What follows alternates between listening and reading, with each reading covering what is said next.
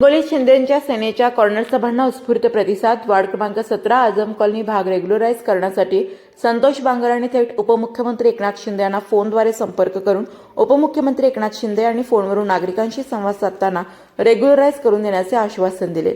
आगामी नगरपरिषद निवडणुकीच्या पार्श्वभूमीवर हिंगोली शहरातील राजकीय वातावरण अधिकच तापले आहे. शिवसेना शिंदे सेनेचे नगराध्यक्ष व नगरसेवक पदाच्या उमेदवारांच्या प्रचारार्थ शहरात आज ठिकठिकाणी कॉर्नर सभांचे आयोजन करण्यात आले होते. झालेल्या या सभांना नागरिकांनी मोठ्या प्रमाणात उत्स्फूर्त प्रतिसाद दिला. आमदार संतोष बांगर यांनी आझम कॉलनी भागातील सर्व समस्या सोडवण्याचे आश्वासन दिले. तसेच आझम कॉलनी मागील 35 ते 40 वर्षापासून रजिस्टरी आतापर्यंत नाही. जर आमचा नगराध्यक्ष रेखा श्रीराम बांगर आणि नगरसेवक साद अहमद आणि सज्जाद बिल्डर यांना निवडून दिले तर लवकरात लवकर आझम कॉलनी भाग रेग्युलराईज करून देण्याचे आश्वासन आमदार संतोष बांगर यांनी सभेमध्ये उपमुख्यमंत्री एकनाथ शिंदे यांच्याशी फोनवरून संवाद साधत नागरिकांना आश्वासन दिले. सज्जाद बिल्डर यांनी सांगितले की ही निवडणूक माझी किंवा सात सरांची नाही, ही निवडणूक आझम कॉलनीतील प्रत्येक नागरिकांची आहे. या भागातील नागरिकांना ज्या समस्या आहेत त्या समस्या आम्हाला सुद्धा आहेत आणि त्याच समस्या सोडवण्यासाठी आम्ही ह्या निवडणुकीला उभे राहिलो आहोत. तर आपलाच भाऊ म्हणून आम्हाला भरघोस मताने निवडून द्यावे असे सज्जाद बिल्डर यांनी सांगितले. तर आजच्या आझम कॉलनी भागातील कॉर्नर सभेला नागरिकांनी एकच गर्दी केली होती. साद अहमद सर यांनी सांगितले की ही कॉर्नर सभेचं रूपांतर महासभेमध्ये झालंय. आमच्यावर विश्वास ठेवून जसे या सभेला गर्दी केली तसेच एकदा आमच्यावर विश्वास ठेवून शिवसेना शिंदे गटाचे या तिन्ही उमेदवाराला आपल्या भागातून विजय करावे अशी विनंती साद अहमद सर यांनी नागरिकांना केली आहे. करना चाहते हैं आजम कॉलोनी. हेलो संतोष बांगर जी. आजम कॉलोनी के सर्व बांधव भगिनी, आजम कॉलोनी के सभी भाइयों और बहनों, एकनाथ शिंदे आपसे बात कर रहा है.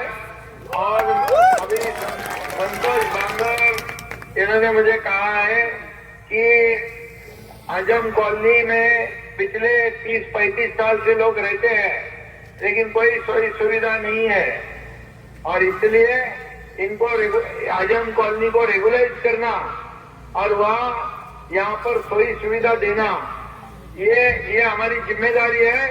और नगर विकास मंत्री के नाते मैं आपको बताना चाहता हूँ, जैसे आचार संहिता खत्म होती है तब हम इसका निर्णय लेंगे और ये पूरी आजम कॉलोनी को रेगुलाइज कराएंगे.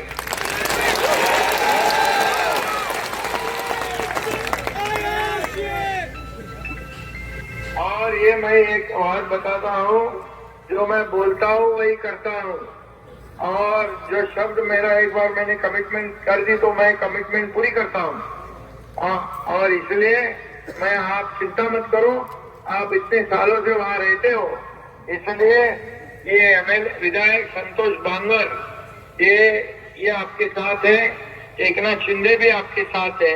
आपको जो भी सुविधा है वहाँ पर, रोड है, पानी है, जो भी सुविधा देना है वो देने की जिम्मेदारी हमारी है. और नगर विकास विभाग से उसे जितना भी फंड लगे वो देने का काम एकनाथ शिंदे करेगा, ये मेरा वादा है. ठीक है भाई. हेलो, बोलना चाहता हूं, ये जो महासभा है इतनी बड़ी ताकत से अगर मेरे मुस्लिम भाई मेरे साथ में प्रेम मोहब्बत से जुटे हैं तो इनको जुटाने वाला मेरा अल्लाह है. ध्यान मेरे को, मेरा अल्लाह है. मेरे अल्लाह ने बोले वाला है कि जो ये मोहब्बत है, ये जो प्रेम है, मैं तो खास करके बोलूंगा आपको, मेरे अल्लाह की ही मर्जी है कि ये पारी में 3 धनुष्य बाण चलने वाले हैं. आया क्या समझ में? मेरे अल्लाह की ही मर्जी है कि ये पारी में 3 बाण चलने वाले हैं, इंशाअल्लाह इंशाअल्लाह.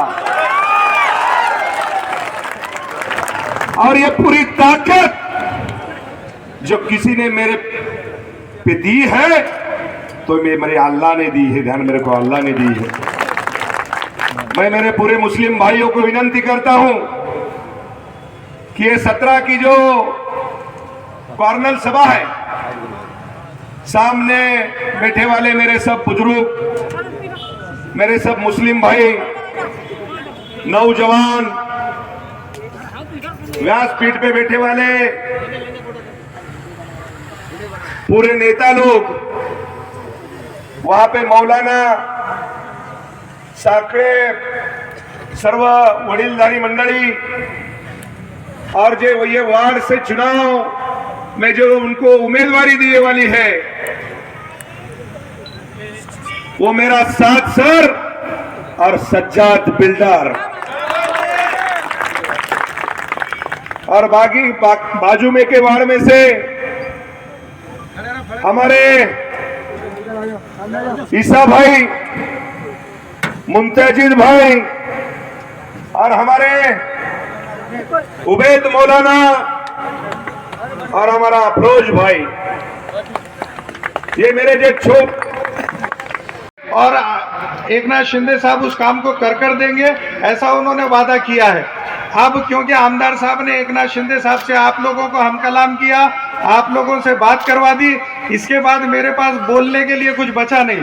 फिर भी लेकिन मैं आजम कॉलोनी के लोगों को, Azam colony, Khwaja colony, Rashid colony, पूरे प्रभाग नंबर 17 के लोगों को एक बार दिल से सलाम करता हूं, क्योंकि ये लोग उधर से जो पैसे लेकर आए उसके नाम पर आमदार साहब आजम कॉलोनी क्या चल रहा, तो इसके लिए ना ये इन लोगों ने कभी किसी से पैसा लिया, ना कभी किसी के पास पैसा मांगा, ना हमने किसी को 1 रुपया दिया।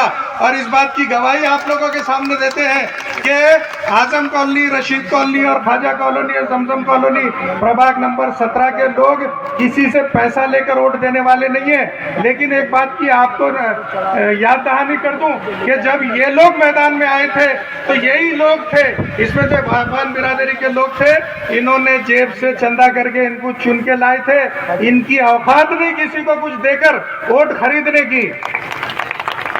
इसके बाद मैं सिर्फ, मेरे भाई ने एक शेर कहा था, उसको दुरुस्त करते हुए अपनी जगह लेता हूं कि ये लोग जो अपने पास इंपोर्टेड आए हुए हैं ना, बाहर से आए हुए, यहाँ के नहीं है। किसी का एक उम्मीदवार तो अपना ऐसा है जिसका नाम, जिसके घर वालों का भी नाम यहाँ की वोटिंग लिस्ट में नहीं है, और वो बेचारे हमेशा इधर उधर रहते थे। एक मर्तबा जंगल में इलेक्शन हुआ, एक बात याद आई बोल रहा हूँ, जंगल में इलेक्शन हुआ तो बंदरों को शौक हुआ कि हम जंगल के राजा बन जाएंगे। क्या बनेंगे? राजा।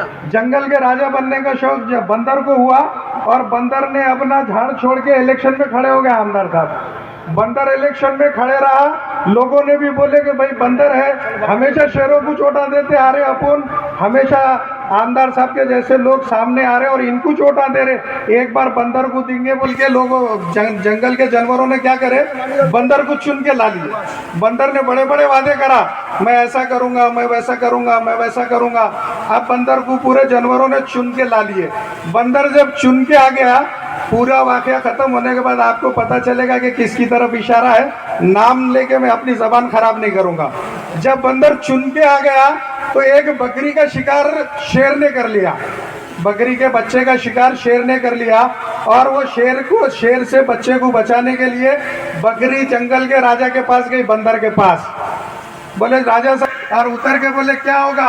बकरी बोली अरे तेरे बंदर इधर उधर चक्कर मारने में, इधर उधर झाड़ों पे इधर उधर टहलने में मेरे बच्चे का शिकार हो गया, तू क्या कर रहा था? उन्हें बोला देख, शेर से लड़ने की मेरी औकात नहीं। क्या बोला?